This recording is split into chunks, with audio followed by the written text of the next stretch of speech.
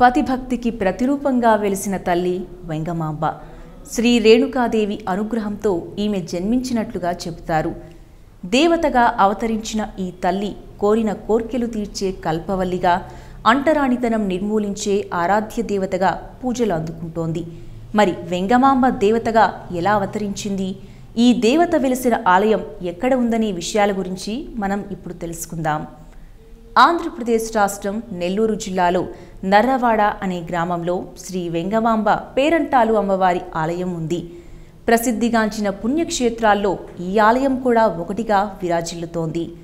శ్రీకృష్ణదేవరాయలు కాలంలో ఈ ఆలయం వెలిసినట్టుగా చెబుతారు. సంతానం లేనివారు ఈ అమ్మవారి ఉత్సవంలో అమ్మవారి ముందు వరపడితే సంతానం కలుగుతుందని భక్తుల విశ్వాసం. ఇక ఈ ఆలయ స్థల పురాణానికి వస్తే, పూర్వం నర్రవాడ అనే గ్రామానికి దగ్గరలో వడ్డిపాలెం అనే గ్రామం ఉంది. ఈ గ్రామంలో శ్రీ పచ్చ వెంగమనాయుడు సాయమ్మ అనే దంపతులు ఉండేవారు. ఈ దంపతులకు పూర్వజన్మ పుణ్యఫలం కారణంగా శ్రీ రేణుకాదేవి అనుగ్రహంతో ఒక ఆడపిల్ల జన్మించింది. ఇలా రేణుకాదేవి అనుగ్రహంతో జన్మించిన ఆ బాలికకు వెంగమాంబ అని పేరు పెట్టి అల్లారు ముద్దుగా పెంచారు.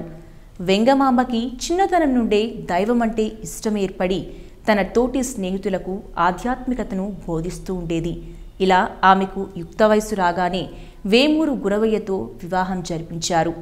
ఈ విధంగా గురవయ్యతో వివాహం అయిన వెంగమాంబ అత్తగారి ఇంట్లో అందరి బాగోగులు చూసుకుంటూ ఆదర్శ గృహిణిగా జీవనం సాగిస్తూ ఉండేది.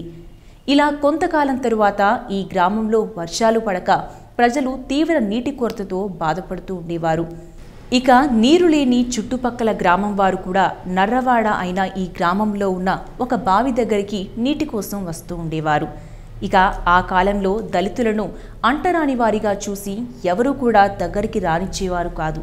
అయితే ఆ దళితులకు నేరుగా వెళ్లి బావి నీటిని తాగడానికి అనుమతి లేకపోవడంతో దారిన వెళ్లేవారు ఎవరో ఒకరు నీరు పోస్తారనే ఆశతో వారు అక్కడే ఎదురు చూస్తూ ఉన్నారు. ఇలా ఒకరోజు వెంగమాంబ కూడా నీటి కోసం బావి దగ్గరికి వచ్చి అక్కడ నీటి కోసం ఎదురు చూస్తున్న ఆ దళితులను చూసి జాలిపడి ఈ కరువు నుండి తమ అందరినీ కాపాడనంటూ దైవాన్ని ప్రార్థించగా అప్పుడు ఆ గ్రామంలో కుండపోతగా వర్షం కురిసింది. అప్పుడు అందరూ కూడా ఎంతో సంతోషపడి వెంగమాంబకు ఒక పసుపు పచ్చని చీరను కానుకగా ఇచ్చారు.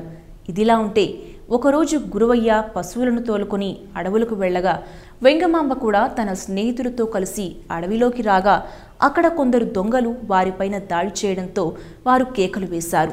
గురవయ్య అక్కడికి వచ్చి దొంగలపైన ఎదురుదాడి చేస్తూ ఉండగా ఒక దొంగ వెనక నుండి వచ్చి గురవయ్యను ఈటెతో పొడిచి పారిపోయాడు. ఇలా తీవ్ర గాయంతో పడిపోయిన గురవయ్య స్పృహ కోల్పోయాడు. అతడికి ఎన్ని విధాల వైద్యం చేసినప్పటికీ స్పృహలోకి రాలేదు. ఇలా 3 రోజులు గడిచిన తరువాత ఆమె ఒక నిర్ణయానికి వచ్చింది. తన భర్త బతికే అవకాశం లేదు కనుక అతడి కంటే నేనే ముందు సుమంగళిగా మరణించాలని భావించి ఇంట్లో వారి అనుమతి తీసుకోగా ఒక అగ్నిగుండాన్ని ఏర్పాటు చేసుకొని తన బంధువులు, స్నేహితురాళ్ళు అందరూ దుఃఖిస్తూ ఉండగా నేను అగ్నికి ఆహుతి అయిన తరువాత ఇక్కడే దేవతగా వెలుస్తాను అని చెప్పగా ఆ విషయం తెలిసిన అంధుడైన తన బావ పరుగున వచ్చి ఆమెను పట్టుకోవాలని ప్రయత్నించగా ఆమె చీర చెంగు చేతికి దొరికింది. అప్పుడు వెంగమాంబ, నీవు కూడా మరణాంతరం ఇక్కడ దేవతల పూజలను అందుకుంటావని చెప్పి దళితులు ఇచ్చిన పసుపు చీరను కట్టుకొని త్రిశూలాన్ని ధరించి అగ్నిగుండం చుట్టూ 3 సార్లు ప్రదక్షిణలు చేసి అగ్నిప్రవేశం చేస్తుంది. ఇలా వెంగమాంబ అగ్నిప్రవేశం చేసిన కొద్దిసేపటికే ఆమె భర్త గురవయ్య మరణించగా అతడిని కూడా ఆ అగ్నిగుండంలోనే దహనం చేశారు. ఇలా అగ్నికి ఆహుతైన వెంగమాంబ ఆ రోజు రాత్రి అంధుడైన అతడికి కలలో కనిపించి తాను ఆహుతైన అగ్నిగుండాన్ని ఒకసారి వెతకమని చెప్పింది. ఆ మరుసటి రోజు అతడు గ్రామస్తుల సాయంతో వెళ్లి చూడగా ఆ అగ్నిగుండంలో మంగళసూత్రం, అంధుడు పట్టుకున్న చీర కొంగు కాలిపోకుండా ఉండడం చూసి గ్రామస్తులు ఆశ్చర్యపోయారు. అప్పుడు అలా ఆమె మీద భక్తితో అక్కడే ఒక ఆలయాన్ని ఆమెకు నిర్మించారు. ఈ విధంగా వెలిసిన ఇక్కడి వెంగమాంబ ఆలయంలో ప్రతి సంవత్సరం జ్యేష్ఠ మాసంలో పౌర్ణమి తరువాత ఆదివారం నుండి గురువారం వరకు శ్రీ వెంగమాంబ పేరంటాలు పేరిట ఉత్సవాలు జరుగుతాయి. మొదటగా ఆదివారం రోజున అమ్మవారి పుట్టినిల్లు అయిన వడ్డిపాలెంలో ఉత్సవం మొదలు కాగా సోమవారం రోజున పుట్టినిల్లు నుండి అమ్మవారి రథోత్సవం బయలుదేరుతుంది. మంగళవారం నాడు ప్రత్యేక వాహనం పైన గ్రామ వీధుల్లో అమ్మవారి ఊరేగింపు ఉండగా ఆ సమయంలో భక్తులు అమ్మవారికి కానుకలు సమర్పిస్తారు. బుధవారం నాడు కళ్యాణోత్సవం జరుగుతుంది. గురువారం నాడు బండ్ల పొంగళ్ళు, ఎడ్లబండి లాగుడు పందాలు జరుగుతాయి. ఇలా ప్రతి సంవత్సరం ఎంతో వైభవంగా జరిగే ఈ ఉత్సవాలకు కొన్ని లక్షల మంది భక్తులు తరలి వస్తూ ఉంటారు. Thanks for watching eagle media works.